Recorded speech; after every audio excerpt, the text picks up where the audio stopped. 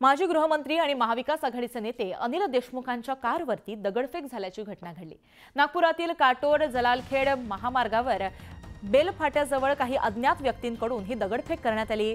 या घटनेमध्ये अनिल देशमुख हे गंभीर जखमी झाले असून त्यांना उपचारासाठी काटोलच्या रुग्णालयामध्ये दाखल करण्यात आलं। नरखेड येथील सांगता सभा आटपून माजी गृहमंत्री अनिल देशमुख हे काटोल इथं जात होते। काटोल येथून तीनखेडा भिष्णूर या मार्गाने परत येताना जलालखेडा रोडवरील बेलफाट्याजवळ काही व्यक्तींनी त्यांच्या कारवरती मोठ्या प्रमाणात दगडफेक करत हल्ला केला। यामध्ये अनिल देशमुख हे गंभीर जखमी झालेत। या हल्ल्याप्रकरणी चौघांविरोधात गुन्हा देखील दाखल करण्यात आलाय।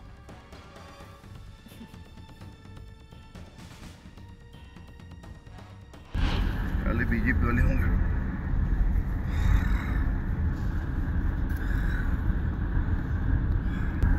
काले बीजेपी वाले होंगे,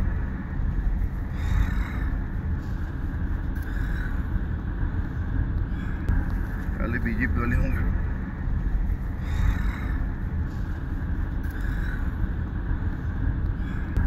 काले बीजेपी वाले होंगे। सध्या या भाजपच्या काळामध्ये काही निवडणूक आयोग हे त्यांच्याच हातामध्ये असतं, त्यांचीच माणसं असतात, एकमेकाला धरून काम करतात। देवेंद्र फडणवीस यांनी जबाबदारी स्वीकारली पाहिजे की राज्याच्या माजी गृहमंत्र्यावरती अशा प्रकारे निर्घृण हल्ला झालेला आहे। कायदा सुव्यवस्था पूर्णपणे रसातळाला गेलेली आहे। उद्याच्या निवडणुका सकाळपासून ज्या होणार आहेत त्याच्यामुळे आम्हाला चिंता वाटते की आज रात्रीपर्यंत विरोधी पक्षाच्या किती कार्यकर्त्यांना धमक्या येतील, किती कार्यकर्त्यांवर हल्ले होतील, किती जणांवर खोटे गुन्हे दाखल केले जातील, याविषयी आम्हाला चिंता वाटते। कारण हे प्रकार राज्यभरात सुरू झालेले आहेत। मी माझा पक्ष माननीय उद्धव ठाकरे साहेबांकडून आज सकाळी माननीय उद्धव ठाकरे साहेबांनी सुद्धा याबाबत चिंता व्यक्त केली। त्यांनी अनिल देशमुख यांच्याशी दूरध्वनीवर चर्चा केली, आम्ही केली। महाराष्ट्राला धक्का बसावा किंवा चिंता वाटावी असं हे कालचं प्रकरण आहे। भाजपवाले म्हणतात स्टंट आहे। नरेंद्र मोदीकडून आम्ही स्टंट शिकलेलो नाही करायला।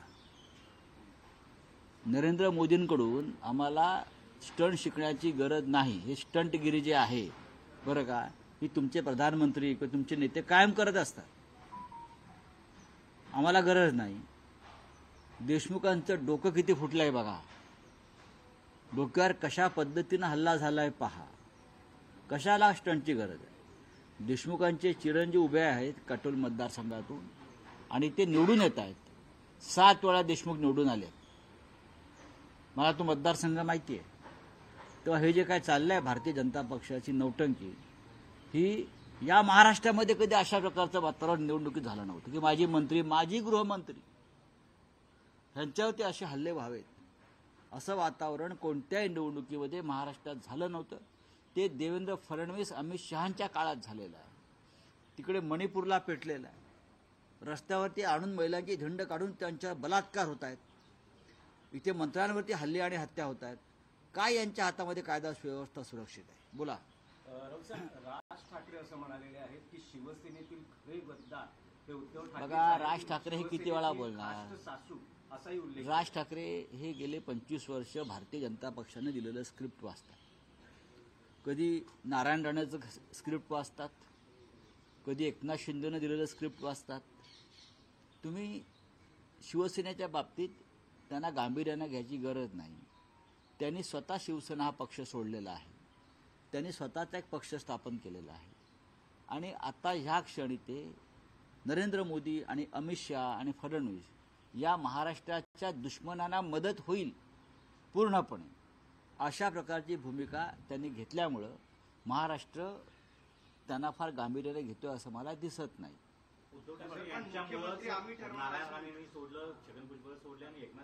उद्धव ठाकरे यांच्यामुळेच नारायण राणे मुख्यमंत्री झाले। उद्धव ठाकरे यांच्यामुळेच एकनाथ शिंदे यांना प्रथम आमदारकी मिळाली आणि मंत्रिपदे मिळत गेली। हे राज ठाकरे यांना बहुतेक माहीत नसावं। पण त्यांचं असं म्हणणं आहे की उद्धव ठाकरे हे नारायण राणे, राज ठाकरे, एकनाथ शिंदे यांचा द्वेष करतात, पण ज्यांनी बाळासाहेबांना सर्वाधिक त्रास दिला त्या छगन भुजबळांना त्यांनी घरी जेवणास बोलावलं। मग छगन भुजबळला तुम्ही जेवायला बोलवत नाही का? एकनाथ शिंदेना तुम्ही जेवायला बोलवत नाही का गद्दारांना? नारायण राणेला तुम्ही मिठ्या मारत नाही का? त्यांनी सोडलं, आम्ही का नाही सोडला पक्ष? आमच्यावरती एवढे अत्याचार झाले. आमच्यासारखे लोक पक्षामध्ये आहेत ना अजून. आम्हाला कमी त्रास झाला का?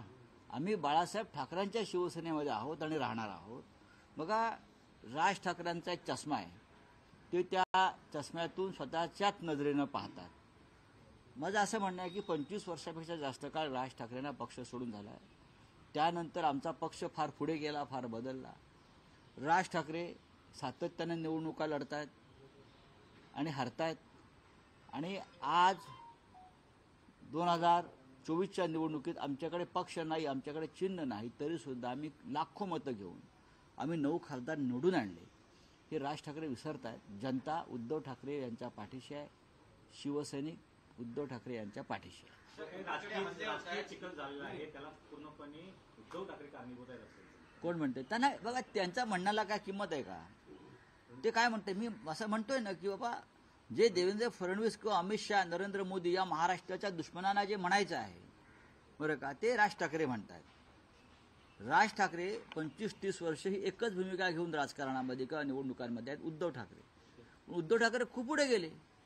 ठीक आहे, पक्ष फुटले, लोक सोडून गेले, पण ते जिंकतायत ना, ते जिंकतायत. याचा अर्थ असा आहे की या महाराष्ट्रातील लोकांचा आशीर्वाद त्यांच्या पाठीशी आहे. तुमच्या पाठीशी आहे का? तुम्हाला कोणीतरी वापरून घेत आहेत. तुम्हाला जे लोक म्हणतायत की हे सुपारीबाज आहेत, त्यांनी आत्मचिंतन केलं पाहिजे. आम्हाला वाईट वाटतं. एकेकाळी आमचे मित्र होते ते, मी त्यांच्याबरोबर खांद्याला खांदा लावून काम केलेलं आहे एकेकाळी. त्याच्यामुळे मला वाईट वाटतं की त्यांच्याविषयी जेव्हा असं विधान केलं जातं तेव्हा मी अस्वस्थ होतो. राऊतसाहेब, बोध जिहाद आणि धर्मयुद्ध यावरून सध्या वाद सुरू आहे. देवेंद्र फडणवीस यांनी उद्धव ठाकरेंना खुलं आव्हान दिलं आहे की धर्मयुद्ध या शब्दावर तुम्ही आक्षेप घेऊन दाखवाच. धर्मयुद्ध या शब्दावरती आम्ही कधीच आक्षेप घेतला नाही. पण आमचा धर्म जो आहे हा महाराष्ट्र धर्म आहे. आणि या महाराष्ट्र धर्माचे शत्रू कोण आहेत? तर गुजरातचे नरेंद्र मोदी, गुजरातचे अमित शहा आणि त्यांची बूटचाटेगिरी करणारे एकनाथ शिंदे आणि स्वतः देवेंद्र फडणवीस. हा महाराष्ट्र भिकेला लावण्याचं काम, मराठी माणसाला भिकेला लावण्याचं काम कोणी केलं असेल तर या महाराष्ट्राच्या शत्रूने केलं आहे. म्हणून आमचा महाराष्ट्र धर्म घेऊन हे आम्ही धर्मयुद्ध पुकारलेलं आहे.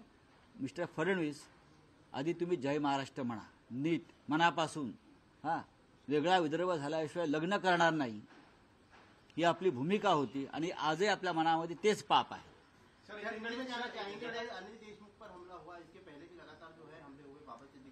बात ऐसी है, महाराष्ट्र की कानून व्यवस्था, लॉ एंड ऑर्डर पूरी तरह से खत्म हो गई.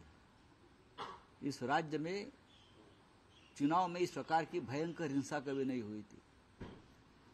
देवेंद्र फडणवीस विद्यमान गृहमंत्री है. उनके शहर में महाराष्ट्र के पूर्व गृहमंत्री अनिल देशमुख के ऊपर उनको मारने की साजिश, उनकी हत्या करने की साजिश और उनको जिस तरह से हमला किया, आपने देखा उसका वीडियो, पूरा सर टूट गया, फूट गया. कौन जिम्मेदार है? चुनाव आयोग के हाथ में पूरे सूत्र रहते हैं ना.